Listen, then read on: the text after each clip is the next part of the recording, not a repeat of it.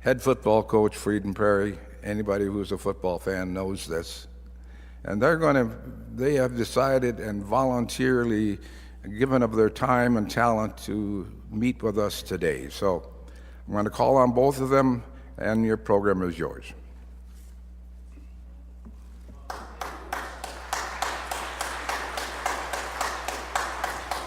Good morning. My name is Crystal Queen. I'm a single mother of 3 children and live in Eden Prairie. And in January of 2015, St. Andrew's Lutheran Church and Mike and I decided to start Project Friendship. So we started off just like this, where we came in and did a sermon, and then kind of went from there talking about building bridges in the community. So I'm going to give you a little background on myself, and then why we started, and then Mike will take over for a couple minutes. So I had my oldest son when I was 18 years old, so I was still a kid having a kid, basically. Over that time frame, went through the county system, went through the court system, went to every single system possible, had my next kid at 20, was trying to figure out life, right? Still as a child. Over that time frame, went through a domestic relationship, ended up going back to school because someone reached out to me, played college basketball at Minneapolis Community and Technical College, was able to finish my AA degree there, transferred to Metro State. 2013 in May, I graduated with my bachelor's degree in criminal justice while having 3 children. So I'm standing in front of you today as a statistic of everything that's out there, everything in the book. Single mom, still a single mom, went through another relationship, went through a domestic, worked a job, trying to make ends meet, right, living paycheck to paycheck, and everything like that. So over the time frame, I ended up working at Eden Prairie School District as the administrative assistant to Mike Grant. And his wife and Colleen stepped up to the plate and helped me. Every Tuesday night was called like our night, where my kids could go over there and have dinner. I could go to school. So I would take class on Tuesday nights, and we would either have dinner together, or I would drop my kids off and leave and run, get to class, and that's how I was able to graduate. Currently finishing my master's degree. I have 1 class left to finish my master's in leadership and management. So I stand in front of you giving everybody in the community that's a single parent or was a single parent that there's hope and belief in life, and that's how we started Project Friendship. So I can let you take over for a comment. That's all I have. So I was raised by a single father and an older brother. My dad grew up, we kind of moved around like military families, so we grew up moving all over the United States because he worked for the VA hospital as a VISTI coordinator. My whole background is single parent household, right? Trying to figure out if we're not making ends meet, how to find support in the community, where do we fit in, and everything like that. So I'm going to bring her up because she's not going to say all of this. So yeah, she has 3 kids, wonderful kids. They're all at my cabin right now. My wife is giving them breakfast. We have a place right over by Battle Lake. So this has been a quick trip for us. Oh, there we go. Thank you. Yep, sorry. I thought I had it turned on. That's my fault. Sorry. Thank you. I'm used to this because many of you know my dad, Bud Grant, who coached for the Vikings for many, many years. And you all may ask, and he has been to Fergus many, many, many times with Milt Osnes, who just recently passed away, and one of his best friends. I was in for Milt's funeral just a few weeks ago. So my dad has a special place for Fergus. And some of you will say, how's my dad doing? And I'll just give you a quick update. He's 90 years old. He went to the Mayo Clinic last week because, I guess you go to the doctor once in a while when you get to be that age. He went down there and he said to the doctor, I don't have the energy I used to have. He said, well, you're 90. He said, well, I can't lift the dock and do all the things that I got to do. He said, well, you're 90. He said, well, when I walk a mile or so, I get a little out of breath. You're 90. So he left there realizing he's 90 years old and he can't do much like he used to be able to do. And that was the total, whatever he paid the Mayo Clinic for that great advice, right? You're 90 years old. You got to slow down. So he's doing well, doing very, very well. Excited to be hunting. He'll be up here hunting this year, being heading to Manitoba and North Dakota and South Dakota and Minnesota, and so he will be out and about. I grew up in a family of 6, and my dad was gone a lot and coached, and I had a wonderful, wonderful mother that passed away a few years ago. She had Parkinson's and, just kind of failed in the end. But my dad is a head coach of football only. My mom was the head coach of our family. My mom ran the family. I get a little emotional because you miss her, and when you cry about it, it isn't because I'm sad. I just remember all the great things my mom did. And she taught us to help others, to take care of others. So people say, how did I end up doing this? I could just be coaching football, right? I could just be doing that. But no, my mom said we were going to help people in every day in her life. And I'll tell you a quick story about my mom, and then that'll lead to why I'm here with Crystal. My mom grew up in a religious family, but wasn't a religious person. My dad, he abandoned the Catholic Church somewhere in Vatican II, somewhere in there or whatever. He got out of the Catholic Church when they told him all the things he couldn't do. But my mom was the most Christ-like person I've ever met. My dad tells a story that at night, even when she had Parkinson's, and was kind of, having some troubles and stuff, she'd look at lay in bed and she'd go like this. And he'd say, finally, after months, he said, what are you doing? And she's, well, I got 6 kids. And every night, Sister Kathy, what can I do to make her life better? I know some of you are like this. The next one, my sister Lori, what can I do to help her? Now my dad's got 21 grandchildren and 10 great-grandchildren. My mom, I don't know if she would have had enough time in the day to sit and count about every single one in their family, right? But my mom would think about each of us and what can we do? I grew up then and was coaching. I was at Eden Prairie, and I kept running into these families that I didn't understand single parenthood. I just didn't understand it. We came from a loving 2-parent family. I mean, I never worried about a thing in my life. I was going to go to college. I was going to be successful. I had a safety net that no matter what, I could always go home. I had that. But I kept running into these families. Then I ran into Crystal. So one day, a heavy snowstorm, I called her up. I said, are you out of your driveway? And she goes, I can't even see the road. I said, well, I'll come over there. So I met her 2 boys. And that was 7 years ago, 6 years ago, something like that. And little Jermel came out while I was plowing her driveway out. And Jermel was 6 years old, and he came out with a football and wanted to play catch out in the snow. Wow.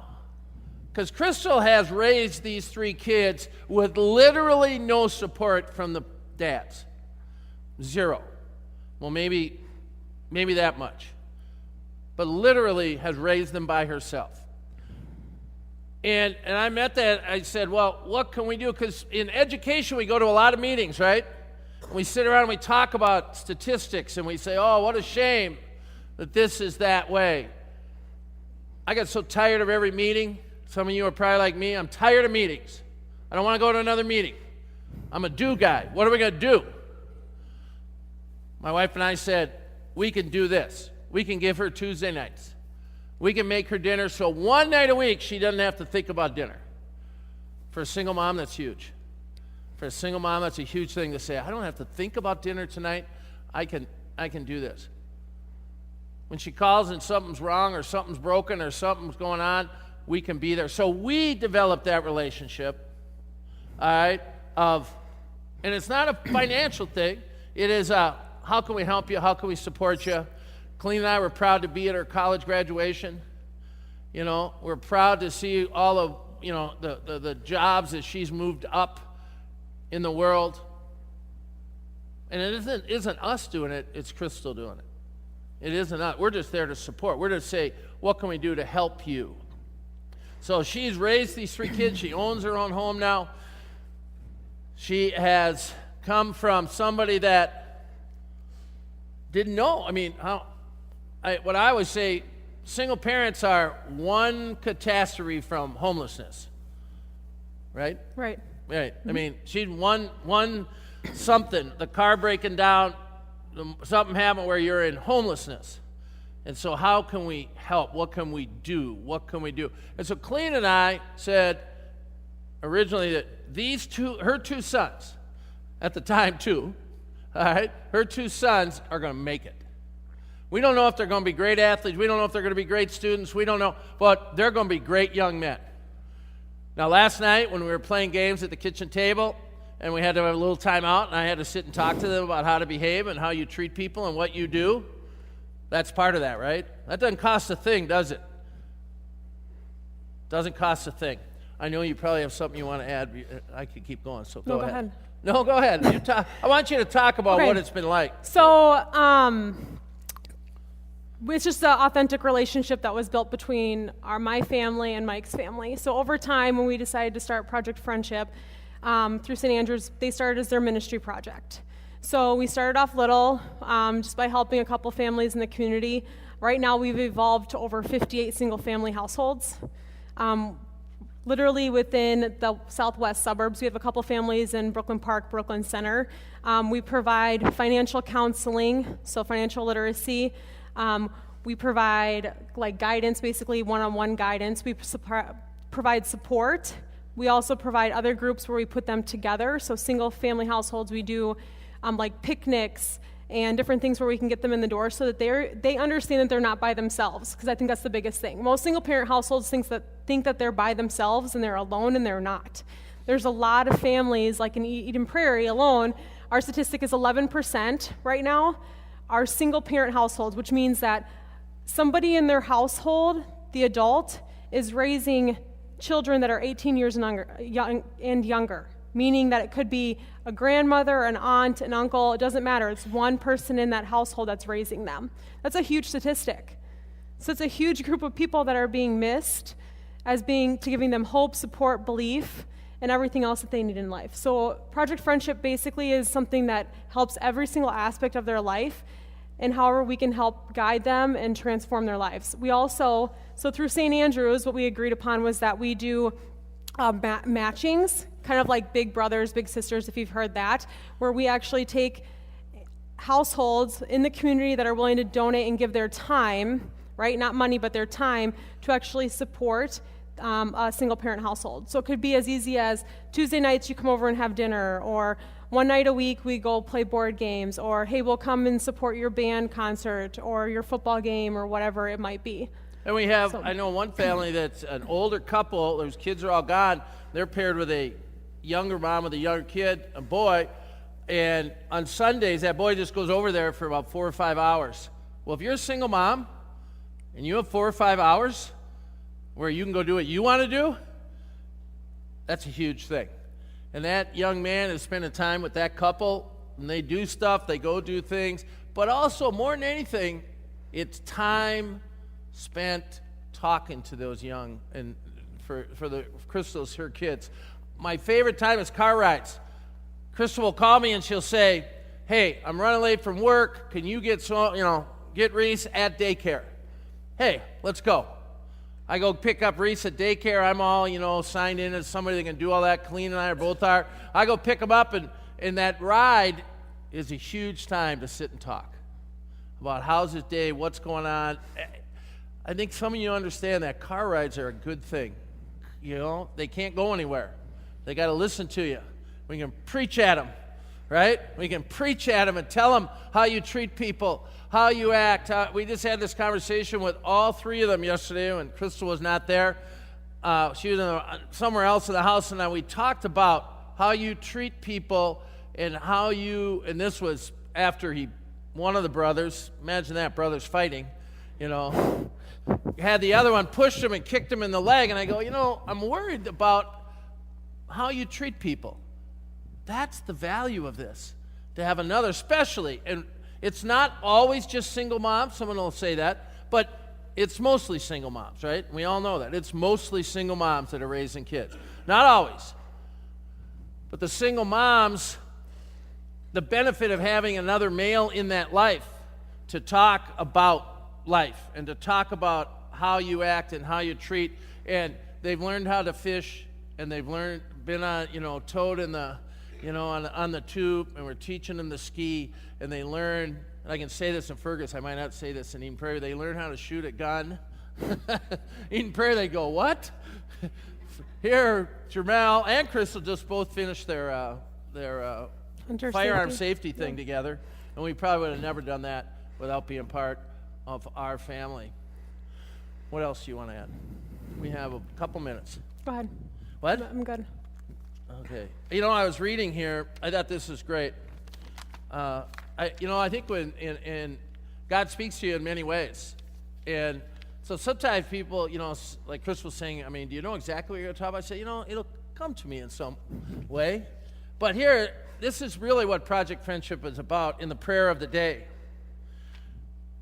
Oh God, our defender, storms rage around and within us and cause us to be afraid. That's single parent.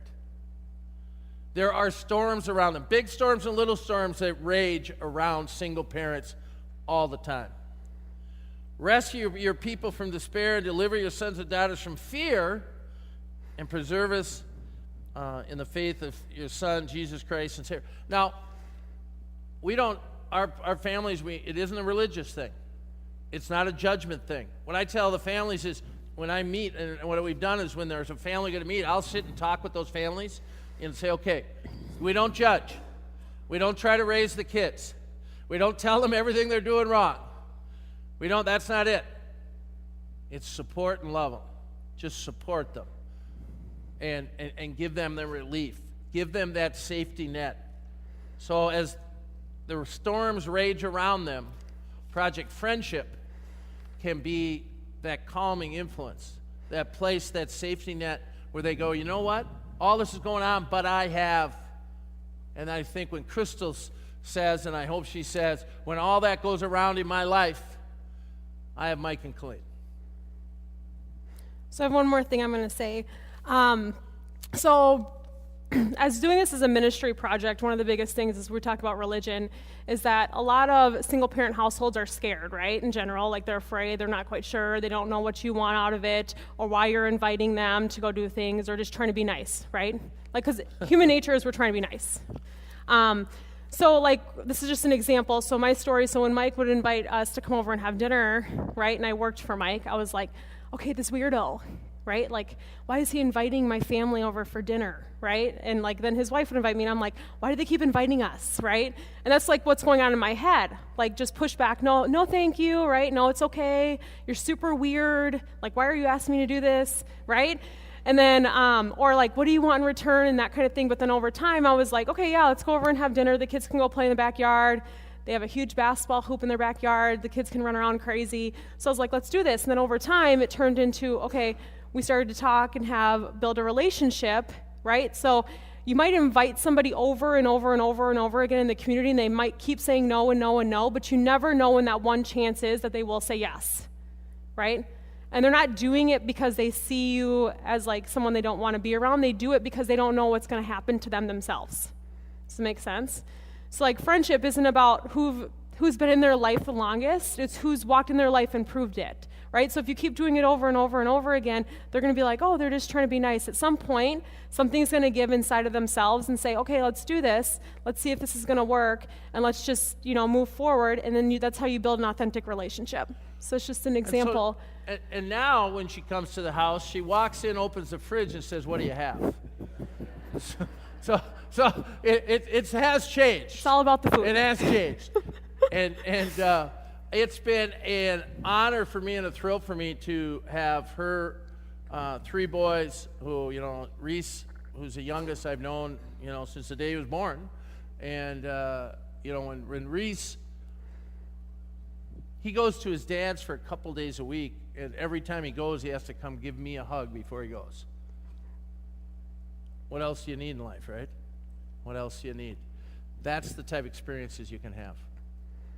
I don't have the opportunity when we're having a regular ministry here to say, okay, that's enough. I can't tell Jake that's the end of the sermon. You can try. So you're saying you're going to do that now? I want to ask for two questions, Dave, and then we're going to bring this to an end. Perfect. Just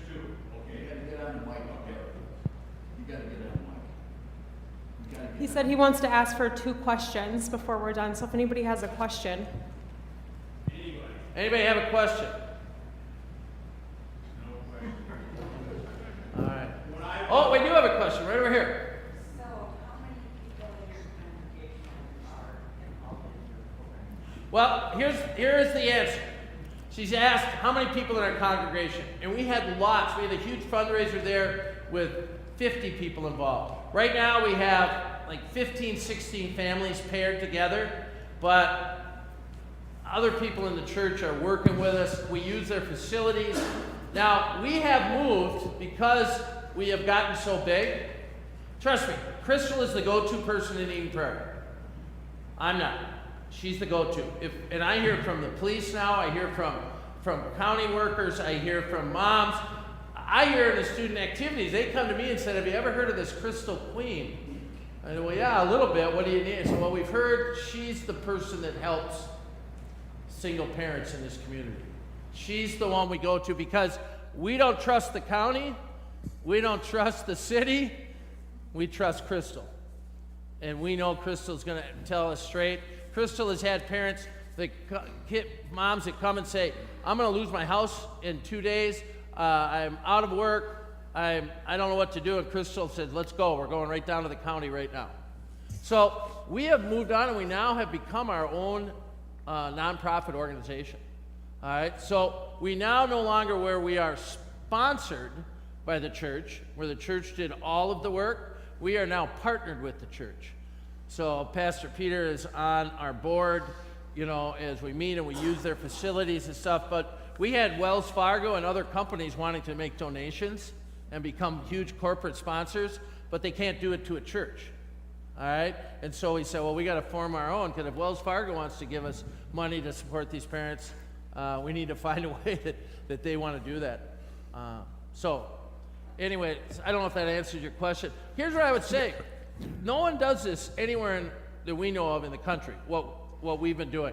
And so whatever you can do, don't think about what we've done. I think if you can get a community to say, our single parents in our community, this church is the go-to place for them. I mean, what a cool thing that is. Absolutely.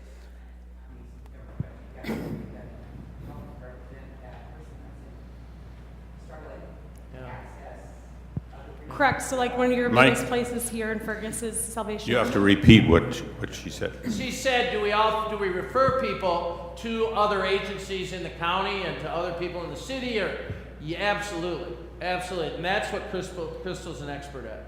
She knows that system. And that's what they need. Someone that can say, here's how you fill out this form. If you need daycare assistance, here's how you do it. And I'll hold your hand through it. I'll take you through it. Sometimes they're in just such panic, that fear, they need someone like Crystal who's going to go, we're going to do this. We'll be okay. You're not going to lose your home. And we'll work through this county. And we have PROP in our community, which is a resource for different things. Yeah, so one of the biggest things I think is in Minnesota, there's so many nonprofits around. There's so many. Every single person walks in the door, you check a box, you go through their system, you go through their paperwork.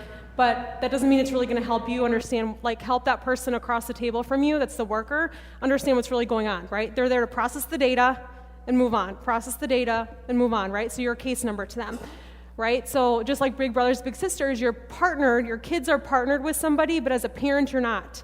So one of the biggest struggles is, okay, why isn't that parent partnered, right? Or why are they sending their kids off and they're coming back and they have no idea what's going on? At least in this case, when we match the families, we know who we're matching them with, and it's a family as a whole. So your family as a whole is being matched, not just your individual child or the individual adult. And then we actually hit every single generation at one time in that household, because if they're all living together, why aren't we teaching them all about financial literacy? Why aren't we not educating them on where they need to go next, right? And making them aware of what that is that they need to do. Or walking in while a kid has an IEP at school and sitting down with them and understanding across the table with the school district, okay, what is this that this child actually needs to be able to move forward with the parent? So they're not sitting at the table across from a whole bunch of school district members, right, being by themselves or feeling alone. So that's the biggest thing. So here, I believe one of your biggest places to help is Salvation Army. Right? So as whoever would be up here working this and be working with the families, one of their connector places would be Salvation Army, right? So it might be a direct referral, it might be a walk in the door and shake hands, whatever that would look like would be established. Crystal and, So- and Mike, I hate to cut this No. off, but we need to give you the opportunity to ask questions and talk with Mike and Crystal downstairs. We have coffee, we have rolls, we have some bars, and we invite you all to come down just for a few minutes. They're going to present at the second service, but Mike and Crystal, thank you very much for Thank your you for time. having us. Thank you for having us.